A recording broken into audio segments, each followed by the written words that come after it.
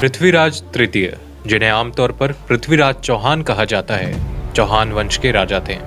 उन्होंने वर्तमान उत्तर पश्चिमी भारत में पारंपरिक चौहान क्षेत्र सपाद लक्ष्य पर शासन किया। उन्होंने वर्तमान राजस्थान, हरियाणा, दिल्ली, पंजाब, मध्य प्रदेश और उत्तर प्रदेश के कुछ हिस्से पर नियंत्रण किया। उनकी राजधानी अजयमेरु आधुनिक अजमेर में स्थित थी। हालांकि मध्ययुगीन लोक किंवदंतियों ने उन्हें भारत के राजनीतिक केंद्र दिल्ली के राजा के रूप में वर्णित किया है, जो उन्हें पूर्व इस्लामी भारतीय शक्ति के प्रतिनिधि के रूप में चित्रित करते हैं। जिसके पीछे 100 सिर, 100 सामंत, वतन और वचन के लिए सिर कटाने को तैयार हो, वो सम्राट पृथ्वीराज चौहान होता है।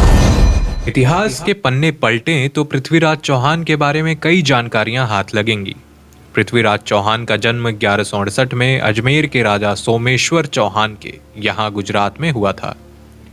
वह बचपन से ही प्रतिभाशाली बालक थे। जब उनके पिता की मृत्यु हुई तो उन्होंने 13 साल की उम्र में अजमेर के राजगढ़ की गद्दी को संभाला। पृथ्वीराज चौहान बचपन से ही एक कुशल योद्धा थे। उन्होंने युद्ध के अनेक गुण सीखे थे। उन्होंने अपने बाल्यकाल में ही योद्धा बनने के सभी गुण सीख लिए थे। बता दें, पृथ्वीराज के दादा अंगम दिल्ली के शासक थे। उन्होंने पृथ्वीराज चौहान के साहस और बहादुरी के किस्से सुनने के बाद उन्हें दिल्ली के सिंहासन का उत्तराधिकारी घोषित कर दिया। बताया जाता है, पृथ्वीराज इतने बलवान थे कि एक बार उन्होंने बिना किसी हथियार के मदद से शेर मार डाला था। पृथ्वीराज चौहान ने दिल्ली के राज सिंहासन की गद्दी पर विराजने के बाद ही किला राय पिथौरा का निर्माण किया था। 13 साल की उम्र में उन्होंने गुजरात के पराक्रमी शासक भीमदेव को हरा दिया था। पृथ्वीराज चौहान 6 भाषाओं में निपुण थे, जैसे संस्कृत, प्राकृत, मागधी, पैशाची, शौरसेनी और अपभ्रंश भाषा। इसके अलावा उन्हें मीमांसा, वेदांत, गणित, पुराण, इतिहास, सैन्य विज्ञान और चिकित्सा शास्त्र का भी ज्ञान था। दोस्तों, कैसी थी पृथ्वीराज चौहान की सेना? पृथ्वीराज चौहान मानसिक और शारीरिक रूप से जितने बलवान थे, उतनी ही बलवान उनकी सेना भी थी। इतिहासकारों के अनुसार पृथ्वीराज की सेना में 300 हाथी तथा 3 लाख सैनिक थे, जिनमें बड़ी संख्या में घुड़सवार भी थे। तराइन का प्रथम युद्ध। अपने राज्य के विस्तार को लेकर पृथ्वीराज चौहान हमेशा सजग रहते थे और इस बार अपने विस्तार के लिए उन्होंने पंजाब को चुना था। इस समय संपूर्ण पंजाब पर मोहम्मद शहाबुद्दीन गौरी का शासन था। वह पंजाब के ही भटिंडा से अपने राज्य पर शासन करता था। गौरी से युद्ध किए बिना पंजाब पर शासन नामुमकिन था, तो इसी उद्देश्य से पृथ्वीराज ने अपनी विशाल सेना को लेकर गौरी पर आक्रमण कर दिया। अपने इस युद्ध में पृथ्वीराज ने सर्वप्रथम हांसी, सरस्वती और सरहिंद पर अपना अधिकार किया, परंतु इसी बीच अनहिलवाड़ा में विद्रोह हुआ और पृथ्वीराज को वहां जाना पड़ा और उनकी सेना ने अपनी कमांड खो दी और सरहिंद का किला फिर खो दिया। अब जब पृथ्वीराज अनहिलवाड़ा से वापस लौटे, उन्होंने दुश्मनों के छक्के छुड़ा दिए। युद्ध में केवल वही सैनिक बचे जो मैदान से भाग खड़े हुए। इस युद्ध में मोहम्मद गौरी भी अधमरा हो गया, परंतु उसके सैनिक ने उसकी हालत का अंदाजा लगाते हुए उसे घोड़े पर डालकर अपने महल ले गया और उसका उपचार कराया। इस तरह यह युद्ध परिणामहीन रहा। यह युद्ध सरहिंद किले के पास तराइन नामक स्थान पर हुआ, इसलिए इसे तराइन का युद्ध भी कहते हैं।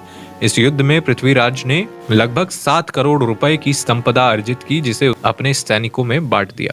अब आइए जानते हैं तराइन के दूसरे युद्ध के बारे में। अपनी पुत्री संयोगिता के अपहरण के बाद राजा जयचंद्र के मन में पृथ्वीराज के लिए कटुता बढ़ती चली गई तथा उसने पृथ्वीराज को अपना दुश्मन बना लिया। वो पृथ्वीराज के खिलाफ अन्य राजपूत राजाओं को भी भड़काने लगा। जब उसे मोहम्मद गौरी और पृथ्वीराज के युद्ध के बारे में पता चला तो वह पृथ्वीराज के खिलाफ मोहम्मद गौरी के साथ खड़ा हो गया। दोनों ने मिलकर 2 साल बाद सन 1192 में पुनः पृथ्वीराज पर आक्रमण किया। यह युद्ध भी तराई के मैदान में हुआ। इस युद्ध के समय जब पृथ्वीराज के मित्र चंद्रबरदाई ने अन्य राजपूत राजाओं से मदद मांगी, तो संयोगिता के स्वयंवर में हुई घटना के कारण उन्होंने भी उनकी मदद से इनकार कर दिया।